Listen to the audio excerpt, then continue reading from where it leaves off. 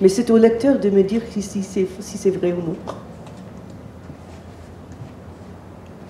On lui a donné un habit de fin tissu, une paire de souliers en velours vert, et tant que la 7e année ne fut pas révolue, sur terre on ne revit plus Thomas le sincère. Chanson traditionnelle, Chai Ballade, numéro 37. Et je peux le chanter. Vraiment? Ah oui, oui, oui.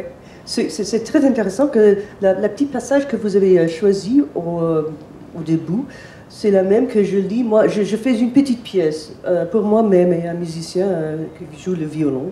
Et nous faisons cette pièce c'est 1h30. Et je lis et je chante les chansons qui ont inspiré les nouvelles ou bien aussi les chansons de Thomas lui-même que vous venez de lire.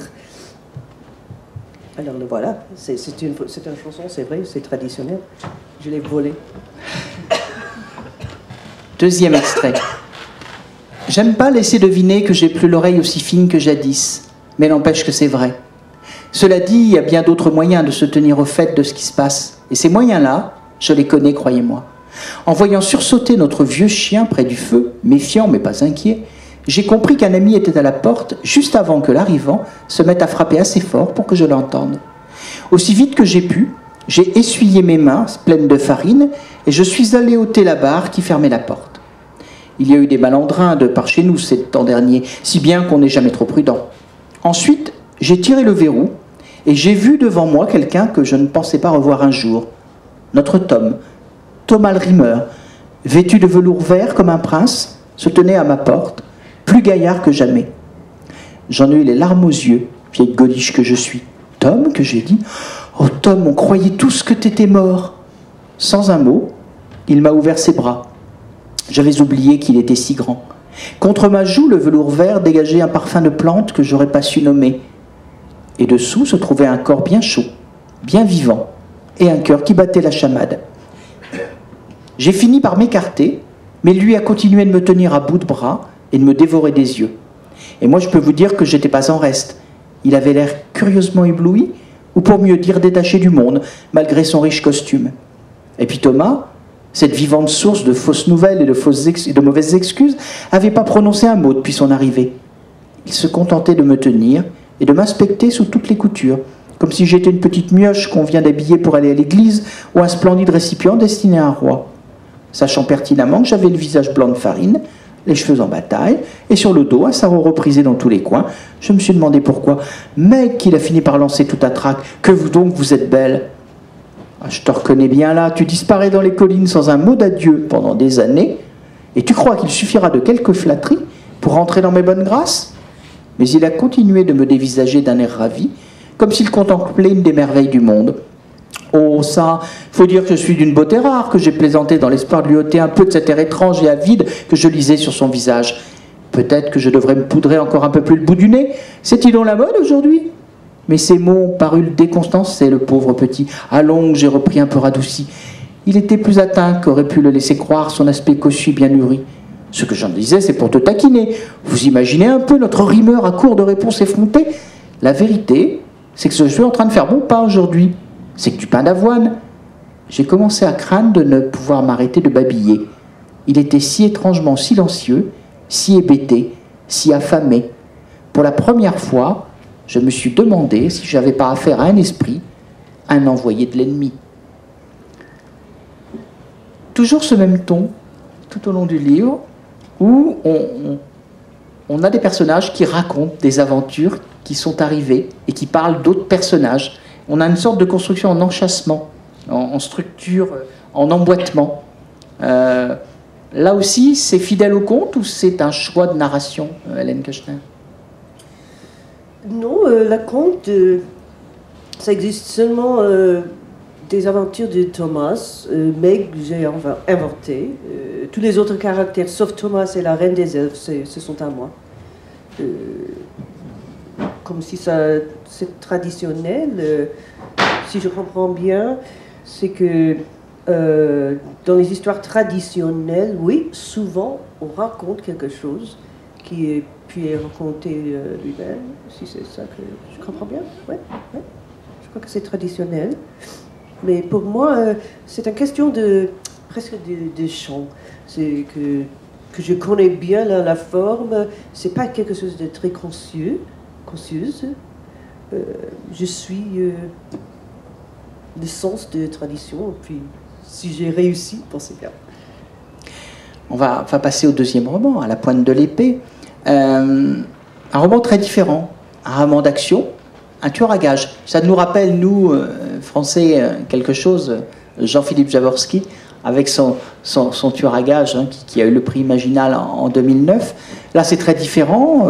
Richard Saint-Vière, le plus fameux, dit à la 4e de couverture, des tueurs Bordeaux, le quartier des pickpockets et des prostituées.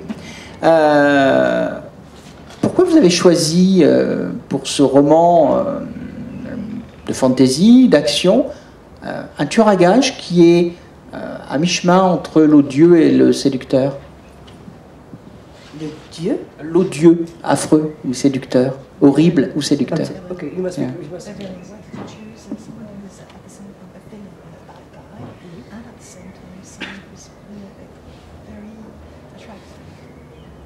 Je sais pas. Cela m'intéressait. C'est mon caractère. J'ai pas fait le choix. C'est lui qui m'apparaît. Je disais bonjour monsieur, voilà. Allons en voyage. Eh bien, on va voir quel voyage nous propose Hélène Keuchner. La neige qui tombait le gênait pour voir. Le combat ne l'avait pas sérieusement essoufflé, mais il avait chaud, il transpirait, il sentait son cœur tambouriner dans sa poitrine. Il l'ignora pour prendre la direction des Bordeaux où personne ne risquait de le suivre. Il aurait pu rester sur place s'il l'avait souhaité. Le duel avait été très impressionnant et les invités de la réception avaient eu droit à un beau spectacle. On parlerait plusieurs semaines durant de la fête dans le jardin d'hiver et de son issue.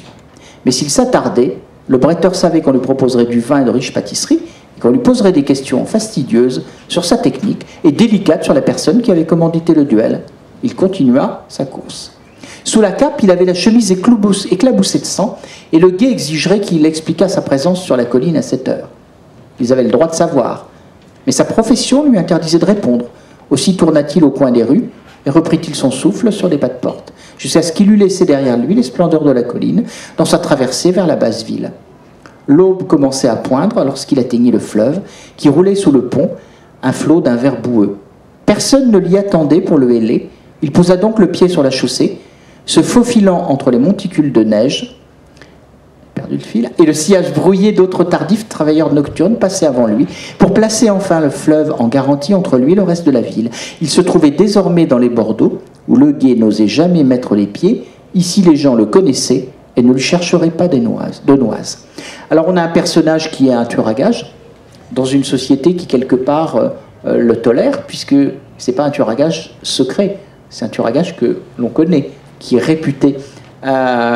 Pourquoi vous avez eu cette idée quand même un peu bizarre d'avoir un tueur à gages d'une société qui l'accepte? Comment on construit une société où l'homme qui est chargé des exécutions, qui est payé pour ce travail, en quelque sorte, il est connu, sans que cette société ne disjoncte, ne dysfonctionne. Comment une société peut-elle fonctionner? Et dans le livre, elle fonctionne avec un tueur que chacun connaît.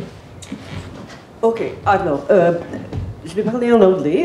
I'm going to back up for a moment and answer your first question because I have a better answer for it. Donc je vais repasser à l'anglais pendant un petit moment et répondre plutôt à la première question tout d'abord parce que là c'est assez, la réponse est très évidente. Non, pas très évident, mais... sorry. I have a better answer. Oui, voilà, parce que j'ai une meilleure réponse. Okay. Which is that it's really the way that I see the world. Vous me demandez... oh no, I cannot do this, I'm sorry. C'est vraiment la façon dont je vois le monde. Which is to say that I don't really see people as being either completely good or completely bad. Et je ne vois pas vraiment les gens comme étant soit complètement bons, soit complètement mauvais. So even though traditionally in fantasy you have this, perfect good or perfect bad, it was just not. And I wanted to write fantasy like Tolkien because that's what I loved when I was younger. In the end, I couldn't do it. It just wasn't in me. Donc en fait, dans la fantasy, on a en général ces personnages, le personnage du bon, le personnage du méchant, qui sont très marqués. Et moi, j'avais très envie d'écrire de la fantasy à la manière de Tolkien, parce que c'est quelque chose que j'adore, et j'ai réalisé que je ne pouvais